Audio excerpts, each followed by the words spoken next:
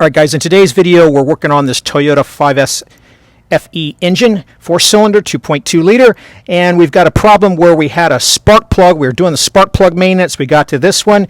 It was really tough to get out. It got stuck in the head.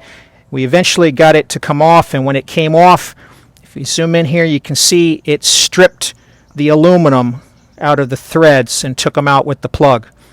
So I don't know if this was cross-threaded or over-torqued or what. The other three were textbook, but this one ended up doing that damage. And so what I'm going to show you today is a way you can repair this just like this without disassembling anything and save having to replace the head. So let me show you a shot down the tube here on what it looks like currently with a camera. Alright, let's take a look inside here at what we got going on. So if we zoom in on the camera screen and we start guiding the camera down into the well, so you can see right there we've got threads at the very bottom, but we got no threads all on the top. It's all like wiped off smooth. Let me see if I can get any extra light in here, guys, for you to see that detail.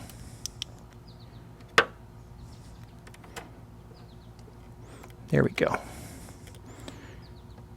right, so now you can see, hopefully in this view here with the light in there, right, we've got just threads at the very bottom, and that's it.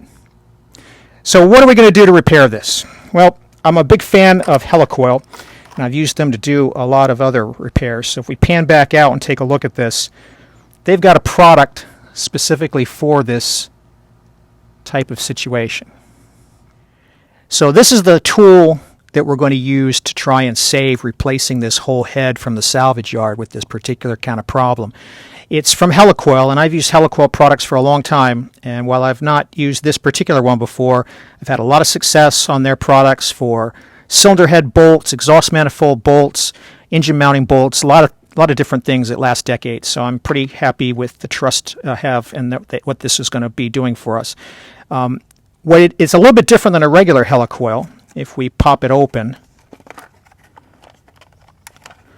and we just take one of the particular inserts out, right? So the insert's going to look like this, and it's got some knurls along the top, and one of the tools is going to spread that off to grab it into the head after we get it fully seated. So it's not like a regular helicoil that you'd be used to, which has one of these break-off tabs on it, and it's just a coiled piece of stainless steel. So it's a little bit of a different design, but it's from the same company. There's only two restrictions on this product. It's got to be an aluminum head, and it cannot have tapered seat spark plug ports. This has got to be flat spark plug port seats. So if we take a look at our plug that we pulled out, there's a shoulder on the plug right where the sealing washer is. If we zoom in there, that's what we have to have. We can't have the type that have a taper. So if you got the taper type, this isn't going to work for you. But these Toyota engines, almost all of them are going to be of this design. So let's go ahead and get started on how we use this tool, and I'll walk you through it. All right, we want to make sure the piston is out of the way. So we're going to commandeer our long screwdriver as a measuring device, and we're just going to mark off 7 inches in marks here. Slide it down through the spark plug hole, and we're going to see with the camera how far in it goes.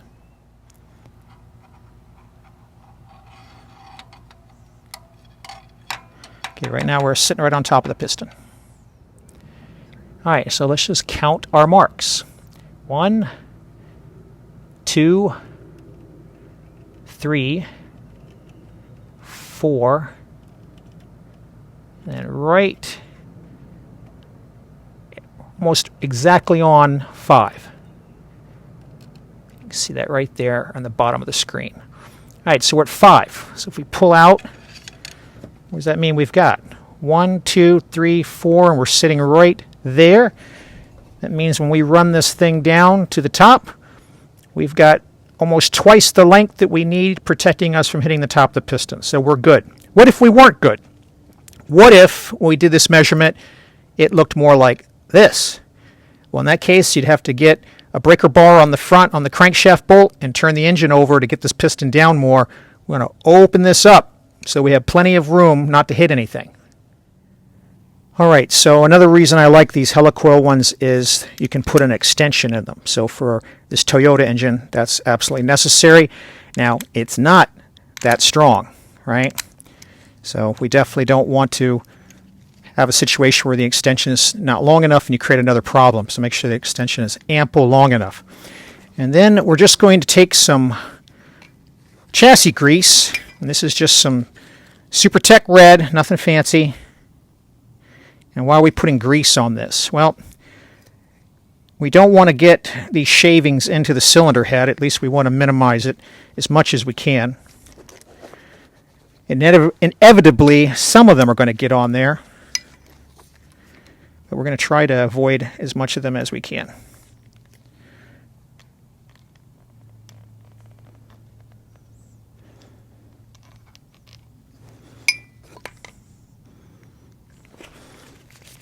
We're just going to want to get this all into the threads and the flutes. Make a couple of coats of this. I'll show you where I end up before we actually start. And before I cover it up, so you can see it starts off at the size of the OEM threading and then tapers out to overbore it to make room for the insert. Alright, so that's the amount we want to have. Alright, here we go, guys. Once we start this, there's no turning back. So we're going to get it into the hole. Now, there's no threads for it to grab onto. So to a certain extent, we're going to have to go real slow at first to get that tapered part to bite into the old hole. When I feel it biting in, then I'm going to feel confident. I'm not too worried about it going in crooked or anything like that, because I'm pretty sure that the nature of this tool is that's not going to happen.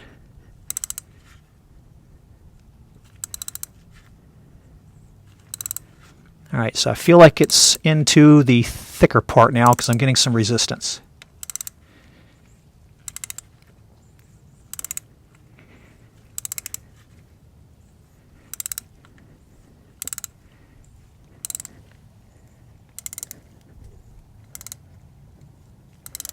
We're just going to keep running it down. Not going to run it all the way down, but we're going to run it down until we feel like we've cut enough threads to be repetitive about this.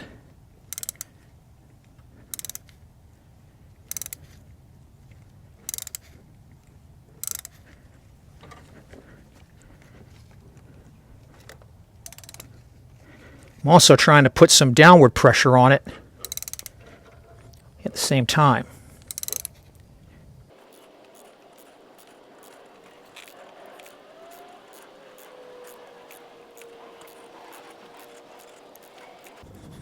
Alright, so I'm starting to get some more resistance, which hopefully means that the flutes are getting clogged up. So let's try to walk it back out.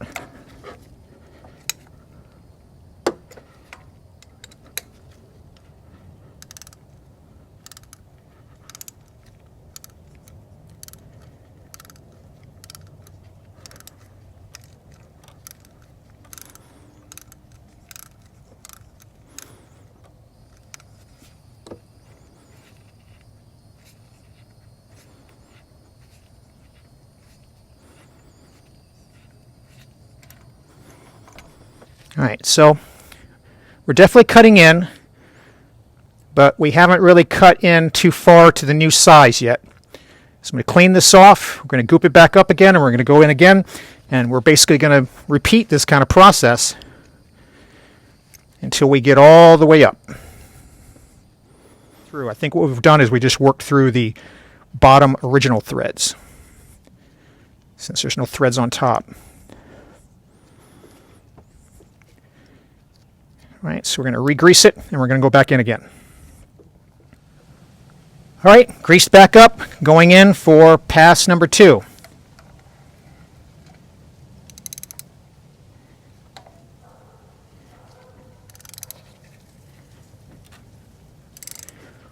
The other thing you can do is you can watch your extension and the tube to verify that you're progressing in.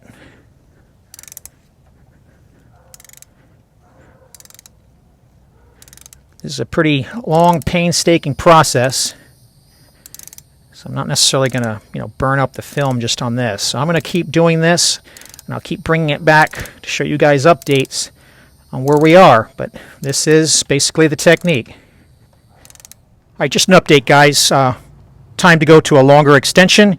I've also wadded a paper towel in here to cut down on the wobble as I cut through this, because I want to make sure I try to get these threads to cut nice and clean without any wobbling around. But we got a lot more resistance now as we work through about halfway. So I'll give you a view of pulling this out when it gets to the point. All right, we're almost at the top, right? We're about halfway. So same process. I'm going to clean, get our shavings out, and re-grease, and go back in. All right, guys, just another checkup. So you can see we just have maybe 6 or 7 more threads to do. You can use the grease and the lack of material to tell us where we are.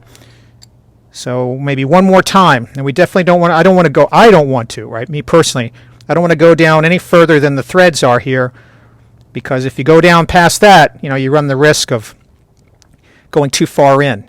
So give you another checkup after we do this one last one. All right, I'm just going to show you a clip of putting this back in near the end, because it's also super important to not cross-cut this. So you notice I'm only threading this in by hand until I get some stiff resistance.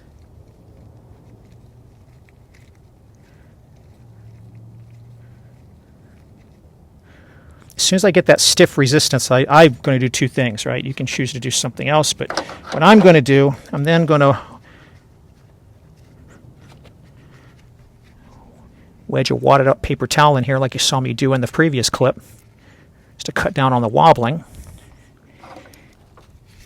And then I'm going to keep going with a hand ratchet until I feel the threads, or excuse me, the teeth cut down to the next area they need to bite into. And then I'll switch to my regular ratchet. Yeah, right there.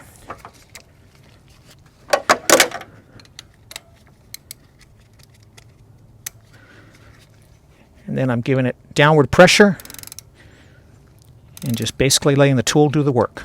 The only reason I have that paper towel in there is just to cut down on the wobbling around. You could probably cut a piece of rubber or something in there, like an old boot, but I like to also have it where I can stick this light in there periodically and see what's going on. And if I did that, I wouldn't be able to see anything. So I like to keep a kind of like an access port free. So hopefully this is the last run, and we get it through on this one. All right, at some point, it'll stop going from hard to super easy. And that usually means we're done. That we've cut all the way through. So now we're going to work it back out. Hope that's the case.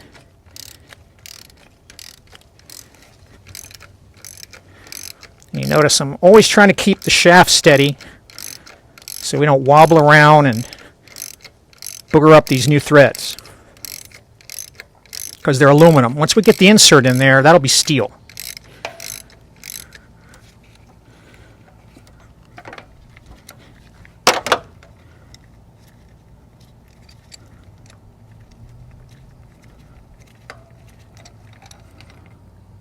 All right.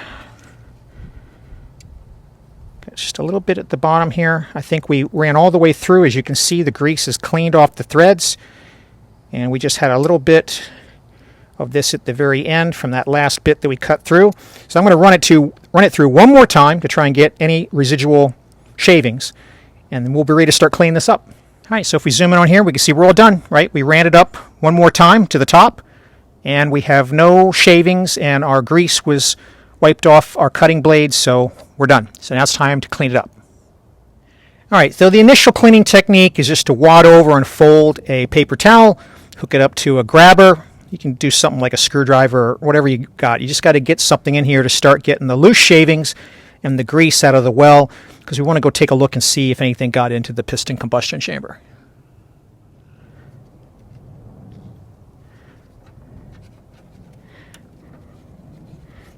Just going to twist it all the way down. and all the way up.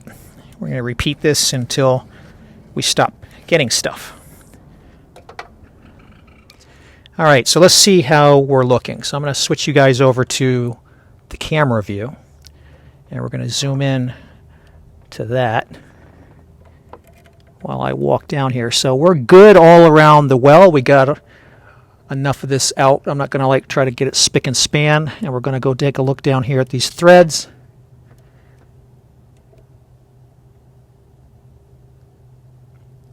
So those look pretty good. I might run the clean rag through there one more time. I'm trying not to go too far and end up losing the thing inside the combustion chamber.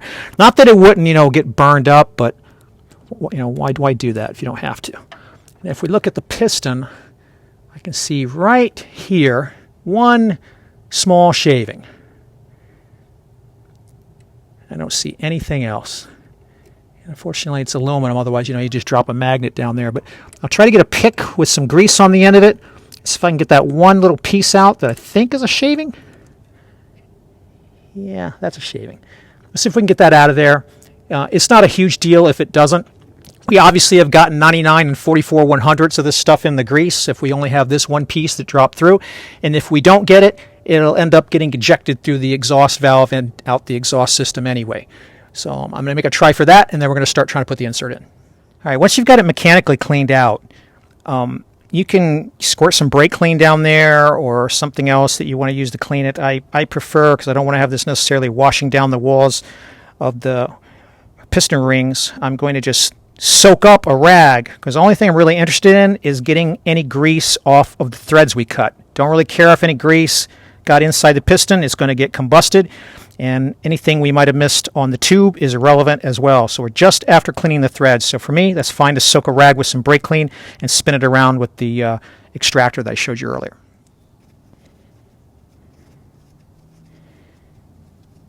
It's just like rolling a doobie.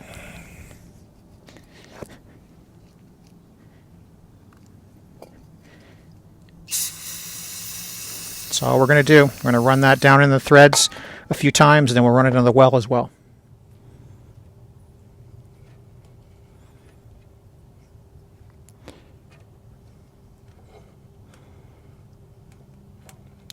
All right, so we're going to take an old clean spark plug to drive this tool in, and we're going to pick one of these 3 inserts, because this is a universal kind of kit. They give you several different sizes, but I'm going to tell you right now, for this Toyota type engine, it's going to be the longer one. So if we thread this guy on, we're going to see that it's perfect, right? The electrode and the bottom of the spark plug is protruding into the cylinder head exactly the way we want. We're going to leave the crush washer on the old plug to get that alignment or that penetration that we want. If we took it off, it would be a little bit too much, I think.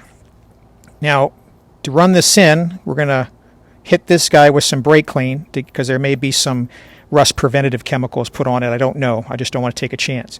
And then we're going to put some red Loctite on the outside of this guy. The instructions don't say that, but this is not something we ever expect to come out, so we're going to use that. We're going to drive it in. We're not going to torque this. We're just going to drive it in until it's snug. And then we're going to let it sit to let the Loctite set up. I'll show you all this, but I'm just walking you through it. And then we will remove the spark plug, and hopefully, if everything goes well, this will stay in the head, and then we can use the other tool in the kit to pop it out. And I'll show you that too. Now, I'm not going to put anti-seize on the inside of this, because we will not be able to get the correct torque on the new spark plugs. But what I am going to do is put some anti-seize right around this top upper edge. So after I drive this in, I'm going to put some right there. And the purpose of that is I do not want it binding up on this sealing washer and putting pressure on trying to walk this insert out. So that's the technique. Now let me walk you through it. All right, after we've gotten it as clean as we can get it, we're going to give it a blowout. It's our last chance to get anything else that might be inside the cylinder. I'm going to use 80 psi.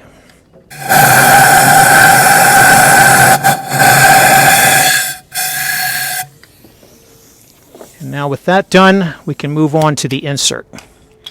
All right, so we've got our plug mounted into our spark plug socket. I'm going to put some light oil on here This is what I'm going to use instead of a anti-seize, like I mentioned before. And we're just going to spread that around. This is going to be on the inside of the insert, and we've brake cleaned inside and out. We're just going to work this around the threads a couple of times because we don't want it to seize up, but we want something that will get burned off by the engine and not affect torquing everything down. And then we're going to do something on this sealing washer here, and then we'll put some red Loctite on it. All right, so I'm just going to put some Permatex anti-seize on this Q-tip. Just a little bit. And all I'm interested in, like I mentioned, was the outside edge of the sealing washer. So get our insert out of the way. That's all I'm interested in. Now we're going to take our thread locker red. This is the high temperature flavor.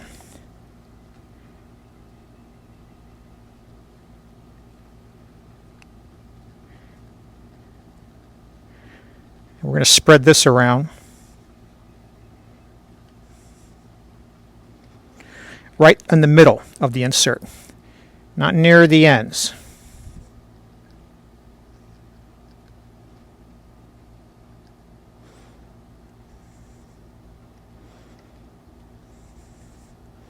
Just want a band right around the middle, just like that. And now we're ready to insert it. All right, and so now we're just going to thread it in by hand.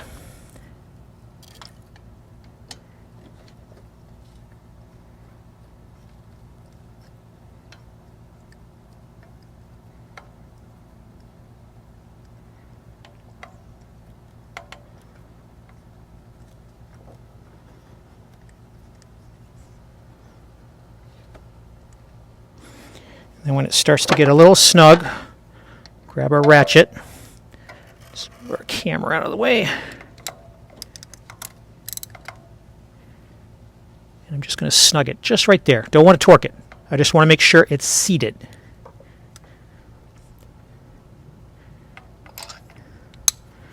And then what we can do is we can go inside here. I don't think you guys can see with the camera, but I'm just going to take a peek down here to make sure, yep, our spark plug is fully seated. I'll give you a shot with the camera. Let me get that set up, and I'll give you a shot on the camera lens. All right, and there is our plug repurposed as a tool, our old plug repurposed as a tool, so that we can make sure that this is seated. Now, I don't necessarily want the Loctite to set up before I check it.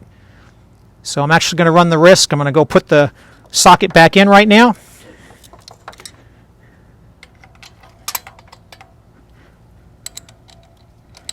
Part of the whole dance we did with that 3-in-1 oil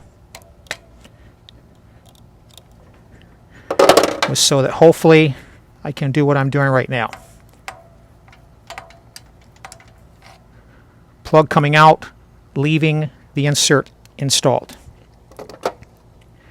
Now I can go back in with the camera. So we zoom into the camera here.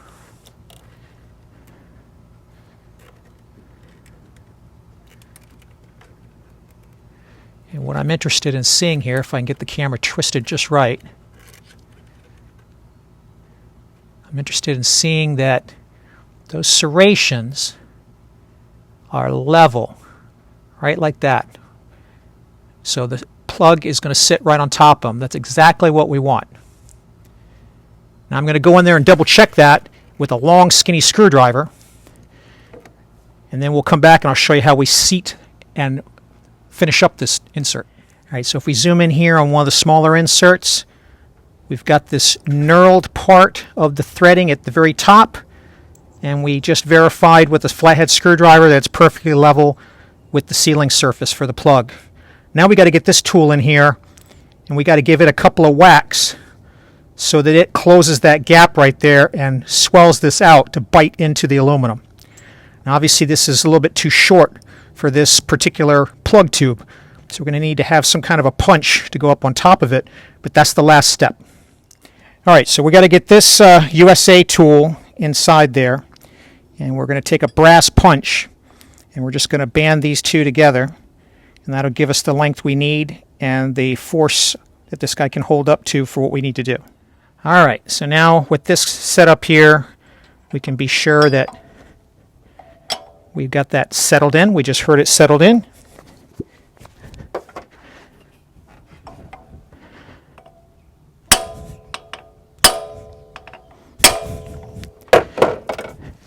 That should be all we need.